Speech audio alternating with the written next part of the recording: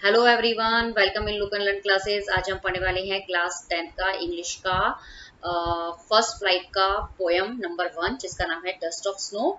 और इसका पोएट जो नाम है वो है रॉबर्ट फ्रॉस्ट। और आपको ये नाम जो है वो क्या कर लेना है, बाय हार्ट जो है वो लर्न कर लेना है। That is very important, okay, क्योंकि 1 मार्क का क्वेश्चन जो होता है पोएट नेम के बेस के ऊपर भी पूछा जाता है। क्लियर। अब हम पोएम को रीड करते हैं। The way a crow shoot down on me the dust of snow from है हेमलॉक ट्री। मतलब इसके अंदर वे का मतलब होता है रास्ता, ओके। तो मतलब जब मतलब पोएट जो होता है वो मतलब जब घर पे बैठा बैठा मतलब उसका मूड अपसेट होता है, तो वो क्या करता है, किसी रास्ते से क्या करता है, वो बाहर घूमने के लिए जाता है, ओके।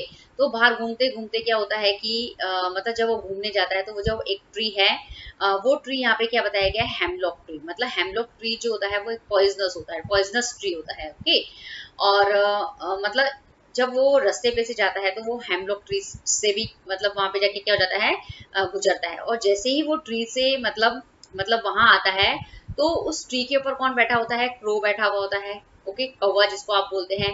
तो वो जो क्रो है वो ट्री के ऊपर क्या करता है, कुछ मूवमेंट करता है, या फिर कुछ मतलब या तो उस ट्री के ऊपर आके बैठता है सपोज, या फिर उड़ने की कोशिश करता है, या फिर सपोज आकर बैठता है तो अपने आप को एडजस्ट करने की उसके ट्री के ऊपर कोशिश करता है। तो उसकी उसकी वजह से जो उसकी ब्रांचेस जो होती है वो ट्री की, वो क्या होती है, शूट डाउन होती है, हिलती है। तो इसकी वजह से क्या होता है कि जो हेमलॉक ट्री के ऊपर जो डस्ट मतलब स्नो जो है, जो बर्फ जमी हुई है, उसके जो पार्टिकल्स जो है वो डस्ट स्नो के जो पार्टिकल्स जो होते हैं वो क्या करते हैं, उस पॉइंट के ऊपर क्या करते हैं, गिरकर जाके गिरते हैं। क्लियर। तो यहाँ पे ये बताया गया है कि has given my heart a change of mood and save some part of a day I had drew. तो यहाँ पे बताया गया है कि जैसे ही मतलब ये मतलब स्नो के पार्टिकल्स, डस्ट ऑफ स्नो मतलब डस्ट स्नो के जो पार्टिकल्स जो होते हैं जैसे ही पोएट के ऊपर गिरते हैं, तो पोएट का जो मूड जो होता है वो क्या हो जाता है, चेंज हो जाता है, मतलब बदल जाता है। तो कहने का मतलब क्या है कि पहले पोएट का मूड कैसा था, मतलब खराब था, और उसके बाद उसका जो मूड जो होता है वो हैप्पी हो जाता है। कैसे हमें पता चला, क्योंकि वो ये जो नेक्स्ट 2 लाइन है उसमें क्या बता रहा है, and save some part of a day I had dream. मतलब वो बोल रहा था कि जो दिन का उस वो याद करता है कि आई हैड ड्रीम, मतलब ऑफ अ डे मतलब जो दिन, मतलब उसका मतलब वो याद करता है कि मेरा जो दिन है मतलब वो क्या है, सुबह से लेके मतलब क्या हो गया है, खराब हो गया, आधा दिन तो खराब हो गया है। लेकिन जैसे ही उसके ऊपर स्नो के पार्टिकल्स जो होते हैं वो गिरते हैं, तो उसकी वजह से उसका जो मूड जो होता है वो क्या हो जाता है, चेंज हो जाता है। और मूड चेंज होने की वजह से जो उसका बाकी बचा हुआ जो दिन है वो क्या हो जाता है, सेव सम पार्ट, मतलब जो डे का जो कुछ पार्ट जो होता है वो क्या होता है, खराब होने से क्या होता है, बच जाता है। क्लियर। तो आप अब हम इस पोएम का जो रियल मीनिंग है वो समझ लेते हैं। इस पोएम के अंदर आपने देखा कि पोएट ने 2 वर्ड यूज किए हैं, क्रो और हेमलॉक ट्री, ओके। जो क्रो है और हेमलॉक ट्री जो होते हैं वो साइन ऑफ बैड ओमन माने जाते हैं, ओके।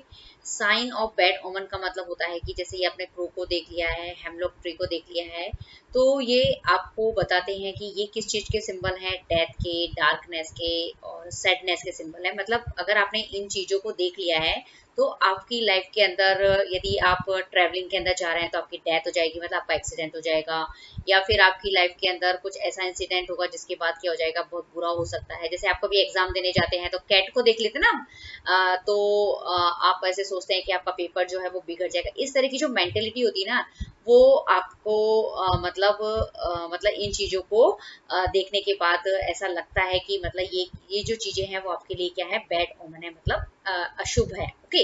इसी तरीके से आपने जो क्रो है, क्रो का तो हम देखते ही हैं जनरली, लेकिन जो हेमलॉक ट्री तो हमें देखने को नहीं मिलता है। लेकिन जैसे कैट है, स्नीज है, जैसे कोई भी बिल्ली आपके रास्ता काट देती है, या कोई भी जैसे आप जा रहे हैं कहीं पर और आपने खुद ने छींक दिया है, या कोई दूसरा व्यक्ति छींक देता है, तो आपको ऐसा लगता है कि आपके साथ क्या होने वाला है, अशुभ होने वाला है। मतलब जिस काम के लिए आप जा रहे हैं वो काम आपका जो है वो पूरा नहीं होगा। क्लियर। लेकिन मतलब ये जो सिंबल्स जो होते हैं वो मतलब जैसे क्रो है, हेमलॉक ट्री है, कैट है, या किसी भी पर्सन का छींकना है, ये सब सिंबल किसको शो करते हैं, डार्कनेस, सैडनेस और डेथ, इनके सिंबल्स माने जाते हैं। मतलब आपकी लाइफ के अंदर आपने इनको देख लिया ना, तो मतलब आपके साथ अब कुछ भी शुभ नहीं होगा, मतलब अब सब आपके साथ उल्टा सीधा ही होने वाला है, मतलब अशुभ ही होने वाला है। क्लियर? तो मतलब इनको हम कैसे यूज करते हैं, use as a negative symbol और साइन के जैसे यूज करते हैं, क्योंकि हमारी मेंटेलिटी जो होती है वो हमारी सोसाइटी के अंदर जो ह्यूमन बींग्स ने जैसी मेंटेलिटी क्रिएट कर दी है, हम उसी चीज को फॉलो करते हैं।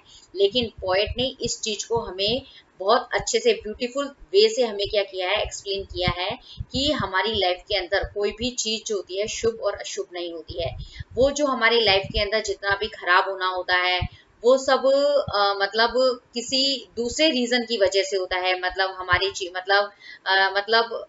किस सभी की लाइफ के अंदर कुछ ना कुछ जो होती है, मतलब सैडनेस होती है या फिर डार्कनेस आ जाता है उनकी लाइफ के अंदर, मतलब तो वो उसके लिए ये चीजें जो है वो जिम्मेदार नहीं होती है। ओके, तो हम मतलब और अगर किसी भी व्यक्ति की लाइफ के अंदर, पर्सन की लाइफ के अंदर यदि डिफिकल्टीज वाला टाइम आता है, वर्स्ट टाइम आता है, सबसे खराब से खराब टाइम भी आता है, तो लेकिन कुछ इंसिडेंट्स ऐसे होते हैं जिसकी वजह से क्या होता है, मतलब वो जो बैड टाइम जो है, सबसे खराब टाइम है, वो भी क्या होता है एक अच्छे टाइम के अंदर क्या हो जाता है, मतलब कन्वर्ट हो जाता है। मतलब कहते हैं ना, टाइम समय जो होता है वो उस घाव को क्या होता है, भर देता है। मतलब जो वक्त जो होता है धीरे धीरे क्या होती है, मतलब हमें क्या होता है, लास्ट के अंदर क्या मिलती है, सक्सेस मिलती ही मिलती है। कुल मिला के कहने का मतलब ये है।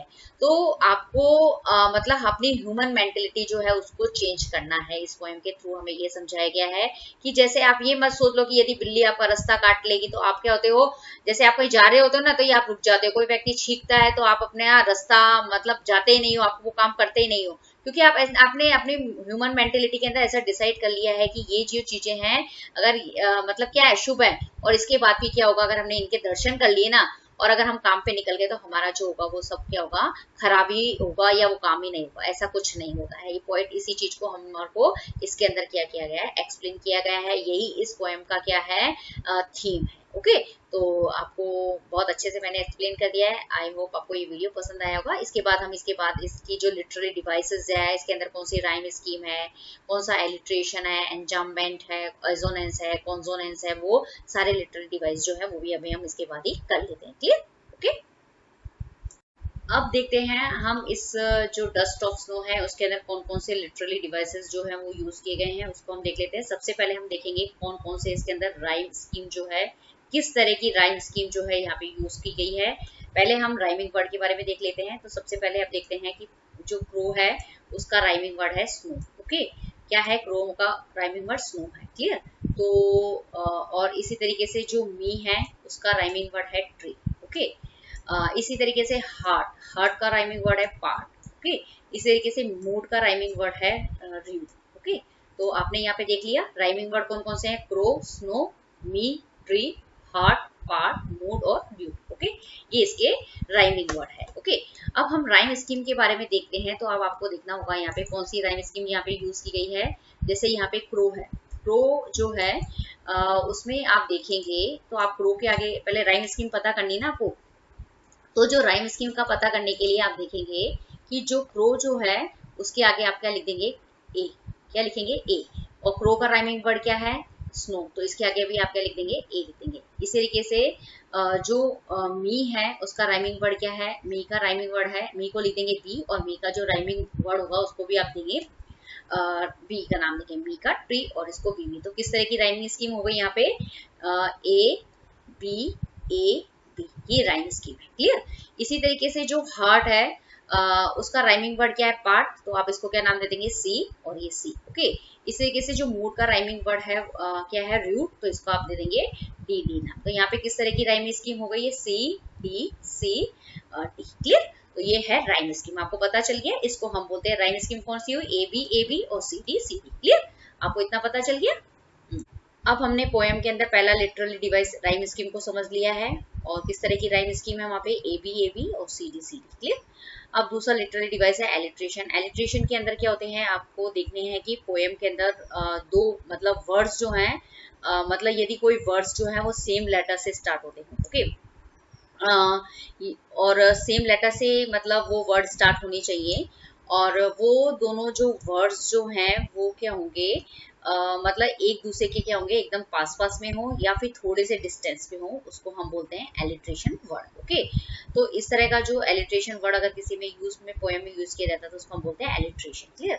तो आप ये देखेंगे हैज और हर्ट, जो हैज और हर्ट जो है, जो हैज जो है वो किससे स्टार्ट हो रहा है, जो हैज जो है वो किससे स्टार्ट हो रहा है, एच से स्टार्ट हो रहा है। इस तरीके से जो हर्ट है वो एच से स्टार्ट हो रहा है। तो यहाँ पे मतलब ये हैज और हर्ट जो है वो सेम लेटर एच से स्टार्ट हो रहे हैं, और ये भी सेम लेटर एच से क्या हो रहा है, स्टार्ट हो रहा है। इस तरीके से सेव्ड और सम, सेव्ड किससे स्टार्ट हो रहा है, एस से स्टार्ट हो रहा है, और सम किससे स्टार्ट हो रहा है, एस से स्टार्ट हो रहा है। तो मतलब ऐसे वर्ड्स जो सेम लेटर से स्टार्ट होते हो और जो दोनों क्या हो, एक दूसरे के बिल्कुल पास पास में हो, या फिर एक दूसरे से थोड़ा सा ही क्या हो, अगर डिस्टेंस पे हो, लेकिन उनको एक लाइन के अंदर होना क्या है, होना जरूरी है। जैसे सेव्ड और सम जो है वो भी क्या है, दोनों एक लाइन के अंदर है। इसी तरीके से हेज और हर्ट जो है वो भी क्या है, दोनों एक लाइन के अंदर है। भले थोड़ा सा दूर दूर चलेंगे या फिर मतलब पास होंगे तो वो तो होते ही हैं। मतलब यदि एक ही वर्ड से स्टार्ट हो, एक ही लेटर से स्टार्ट होने वाले दो वर्ड यदि एक दूसरे के पास हो, उसे एलिट्रेशन वर्ड कहते हैं। या थोड़े से डिस्टेंस के ऊपर भी होंगे तो उसको भी हम क्या कहेंगे, एलिट्रेशन वर्ड कहेंगे। तो आपको यहाँ पे समझ में आ गया कि इसके अंदर दूसरा कौन सा लिटरेरी डिवाइस काम में लिया गया है, एलिट्रेशन। क्लियर? अब इस पोएम के अंदर तीसरा लिटरेरी डिवाइस काम में लिया गया है, एजोनेंस। ओके, एजोनेंस के अंदर क्या होता है कि मतलब जो पोएम होती है उस मतलब पोएम जो होती है उसके अंदर पोएम की किसी भी लाइन के अंदर यदि वोवल साउंड वाले वर्ड ज्यादा से ज्यादा यूज में किए जाते हैं तो उसको हम बोलते हैं एजोनेंस। ओके, इसी का दूसरा जो होता है वो कॉन्सोनेंस होता है। यदि किसी लाइन के अंदर कॉन्सोनेंट वर्ड से मतलब स्टार्ट होने वाले वर्ड ज्यादा से ज्यादा होते हैं तो उसको बोलते हैं कॉन्सोनेंस। तो आप यहाँ पे देखेंगे कि जैसे शू, डाउन, ऑन जो है इसके अंदर कौन से वोवल का यूज किया गया है। यहाँ पे आपको सबसे पहले पता होना चाहिए कि वोवल कौन कौन से होते हैं। ओके, तो ए, ई, आई और ओ और यू जो है वो क्या होते हैं, वोवल्स होते हैं। क्लियर? तो यहाँ पे आप देखेंगे कि shoe, down, on, shoe, down, on, इसके अंदर कौन सा वोवल यूज किया गया है, ओ वोवल जो है वो इसके अंदर क्या किया गया है, यूज किया गया है। कौन सा वोवल इसके अंदर यूज किया गया है, ओ वोवल। तो मतलब इस लाइन के अंदर तीन वर्ड मतलब चार वर्ड हैं, मतलब शू, डाउन, ऑन, मी। ओके, तो इन चारों वर्ड के अंदर तीन वर्ड के अंदर ओ वोवल जो है उसको यूज किया गया है, तो इसको हम बोलते हैं एसोनेंस। क्लियर? तो इस तरह की जो होती है ना उसको हम बोलते हैं इस तरह का जो लिटरली डिवाइस होता है जिसके अंदर वोवल साउंड वाले वर्ड्स जो है किसी लाइन के अंदर ज्यादा से ज्यादा यूज किए गए हो तो उसको आप बोलोगे एसोनेंस। ओके, अब इस पोएम के अंदर जो फोर्थ जो लिटररी डिवाइस काम में लिया गया है वो एन्जाम्बमेंट यूज किया गया है। एन्जाम्बमेंट क्या होता है, यदि पोएम जो होती है उसके अंदर आप देखेंगे कि जो पोएम्स होती है उसके अंदर लाइंस होती हैं। ओके, यदि उस लाइंस के अंदर पंक्चुएशन मार्क्स अगर यूज नहीं किए जाते हैं तो उसको हम बोलते हैं एन्जाम्बमेंट। ओके, जैसे आप इस पोएम के अंदर देखेंगे जैसे क्रो से मी में गए, यहाँ पे कोई इस मतलब पंक्चुएशन मार्क्स क्या हो सकता है, कॉमा हो सकता है, सेमीकोलन हो सकता है, फुल स्टॉप हो सकता है, क्वेश्चन मार्क होता है, एक्सक्लेमेटरी साइन होते हैं, तो ये पंक्चुएशन मार्क्स होते हैं। तो क्रो से मी तक जाने पे, मी से शू तक जाने, स्नो तक जाने पे, स्नो से ट्री तक जाने पे, फिर इसी तरीके से सेकंड स्टेज जहाँ पे हर्ट से मूड तक जाने पे, मूड से पार्ट तक जाने पे, पार्ट से जूट तक जाने में किसी तरह का पंक्चुएशन मार्क्स जो है मतलब यूज नहीं किया। मतलब पोएम की जो लाइन के बीच में मतलब सिर्फ लास्ट के अंदर फुल स्टॉप है, लेकिन मतलब पोएम जहाँ से स्टार्ट हो रही है वहां से मतलब जो लाइन के बीच में किसी तरह का अगर पंक्चुएशन मार्क्स अगर यूज नहीं किया जाता है तो उसको हम बोलते हैं एन्जाम्बमेंट। मतलब लिटरली डिवाइस का क्या किया गया है, यूज किया गया है। ओके, तो चार यहाँ पे लिटरली डिवाइस जो है वो यहाँ पे यूज किए गए हैं। तो आपको एग्जाम में क्वेश्चन के अंदर पूछा भी जा सकता है कि कौन कौन से यूज किए गए हैं। तो आपको ये क्या करना है, बाय हार्ट जो है वो लर्न कर लेना है। यहाँ पे आपका चैप्टर जो होता है पूरा फिनिश होता है। और यहाँ पे मेनली जो है आपको पोएट्स का नेम जो है वो रॉबर्ट फ्रॉस्ट जो है वो लर्न करना है। क्लियर है? क्योंकि 1 मार्क क्वेश्चन तो इसका पक्का ही होता है कि इसके ऊपर जो पोएट नेम होते हैं उसके ऊपर आता है। तो पोएट जो होते हैं वो इस डस्ट ऑफ स्नो से सिर्फ हमें यही समझाने की कोशिश कर रहे हैं कि जो हमारी जो लाइफ के अंदर जो सैडनेस होती है, हैप्पीनेस होती है, वो मतलब किसी चीज के ऊपर वो मतलब डिपेंड नहीं करती है। ओके, मतलब हमारी लाइफ, हर मतलब पर्सन जो होता है उसकी लाइफ के अंदर एक मतलब खराब से खराब दिन भी आता है, लेकिन उस खराब दिन के बाद में, उस खराब दिन के लिए कोई मतलब चीजें जो होती है, नेगेटिव साइन वाली जो चीजें होती है, जिसको मतलब कोई चीजें, मतलब वो चीजें मतलब जिसको ह्यूमन मेंटेलिटी ने क्या मान लिया, ह्यूमन बींग्स ने क्या मान लिया, नेगेटिव साइन का मान लिया, वो उनके ऊपर डिपेंड नहीं करता है। मतलब खराब दिन जो होते हैं उन चीजों के ऊपर डिपेंड नहीं करता है कि और उसकी और उस मतलब अगर वो, अगर आपने देख लिए लाइफ के अंदर मतलब जो खराब चीजें आपने देखी हैं, तो उसके बाद आपका दिन खराब होगा, ऐसा कुछ नहीं होता है। हो सकता मतलब ये सब चीजें जो होती है वो आपके मूड के ऊपर डिपेंड करती है कि अगर आपका मूड अच्छा होगा तो सब कुछ अच्छा होगा ही होगा लाइफ के अंदर। और खराब दिन के बाद अगर आदमी के लाइफ के अंदर अगर डिफिकल्टीज आती है, तो उसके बाद में उसको मतलब वो डिफिकल्टीज जो होती है कुछ समय बाद क्या होती है, खत्म हो जाती है। ओके, मतलब कोई भी चीज जो होती है वो लाइफ के अंदर जो होती है वो लगातार नहीं रहती है, उसके अंदर चेंजेस जो होते हैं वो जरूर आते ही आते हैं। ये है इस पोएम का central idea. Okay clear? Okay, thank you very much.